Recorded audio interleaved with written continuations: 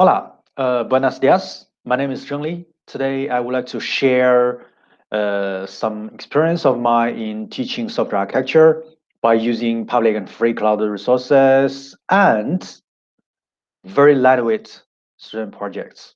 Okay. First of all, let me introduce myself a little bit. I am teaching two courses at University of Concepcion, Chile. One is cloud computing, another is Microsoft architecture.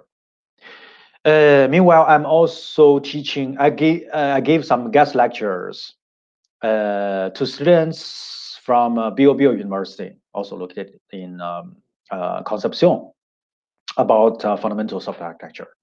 Okay, I would say three of these courses all cover some software architecture knowledge.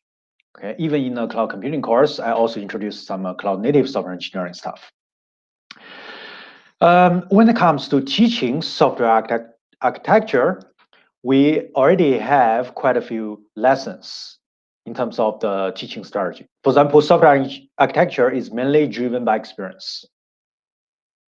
Okay, and students usually cannot learn very well from a textbook and lectures only.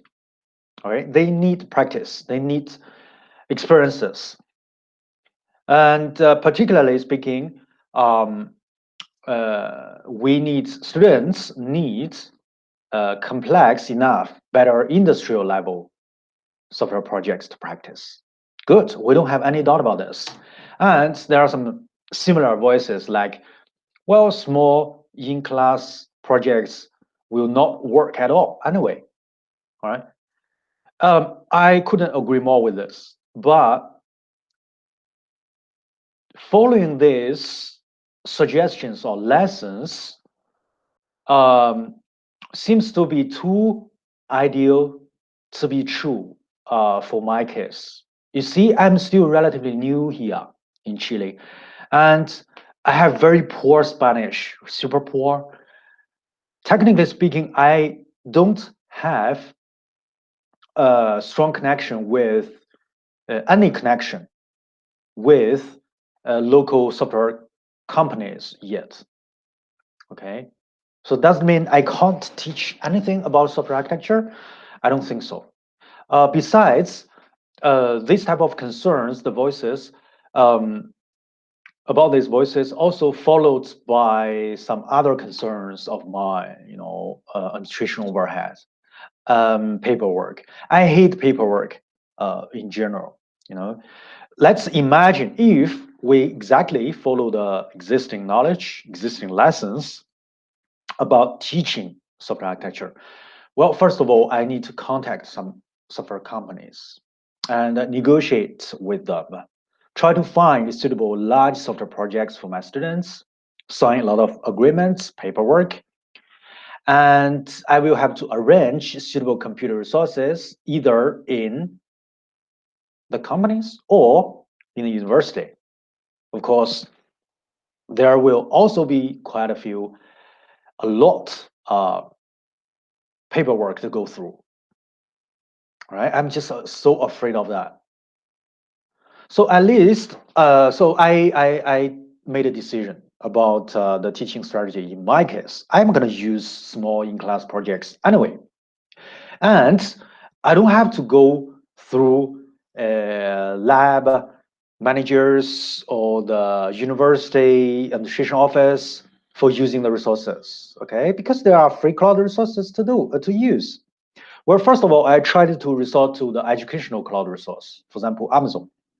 But I met some trouble. Okay, you see, I applied. There's still a long application process. Firstly, I applied for it. Fortunately, it's not that long. Just 3 days, a couple of days. I received the reply. Well, your application is approved. Fine, but this is not the end. Okay, to formally go through the process, you have to, in addition to input a lot of your information, you need to supplement, upload a lot of documents to prove you are a teacher and you are teaching the relevant courses. Okay, they are mandatory materials. You have to apply. You have to supply, and You have even to submit a video.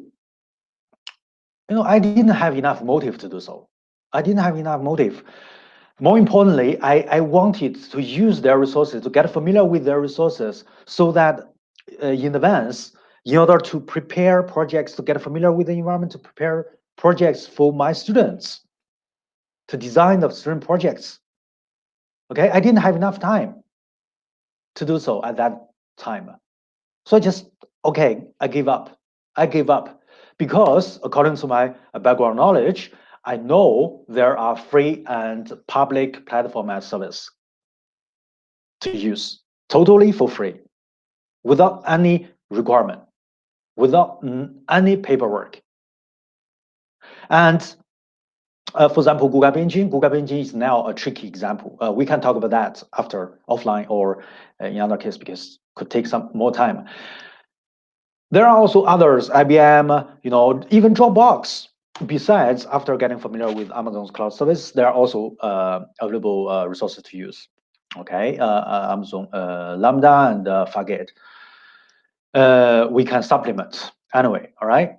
So I used these free resources to design very small in-class projects. For example, using Monte Carlo method to practice the master worker or even the broker architectural pattern. All right, and all of them could be evolutions from the client server model pattern, architectural pattern. All right, and then we can compare their performance and efficiency so that we can argue about the relationship between different architectural styles and software quality. A more interesting example is I use these cloud resources and small projects to teach MVC and microservices architecture. Okay, microservice architecture. What type of student projects? Well, for example, a sightseeing map of Chile. Right? It's a typical MVC application, and there are business value behind it. Although it's simple, it's doable as just a 2-week student project. Okay, very short, easy to do, but also with real business value inside. Beyond that, a more complicated case is a pet store developed exactly from scratch without using any template, okay, based on Google App Engine. It worked very well. It's a whole semester project. We develop a little bit by a little bit, along with the lecture, along with the theoretical knowledge. We start from a single microservice. We start from an API, containerization type of knowledge, okay, and eventually MVC and become a new microservice or type of thing. Eventually, we use API gateway to make up an app, microservice-based app, okay, pet store.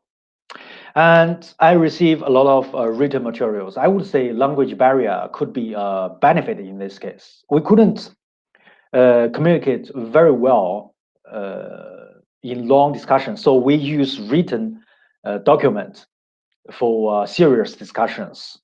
So I collect a lot of written materials so that for me to summarize and analyze the effects of this teaching strategy. Pretty good. Students learn very well through these practices. So I would like to, I would like to claim that this teaching strategy is super promising, even though it seems conflict to the existing knowledge, existing lessons of teaching software architecture, but it works. At least it works in my case. Due to the time limit, please read our paper for more details. Muchas gracias. Ciao.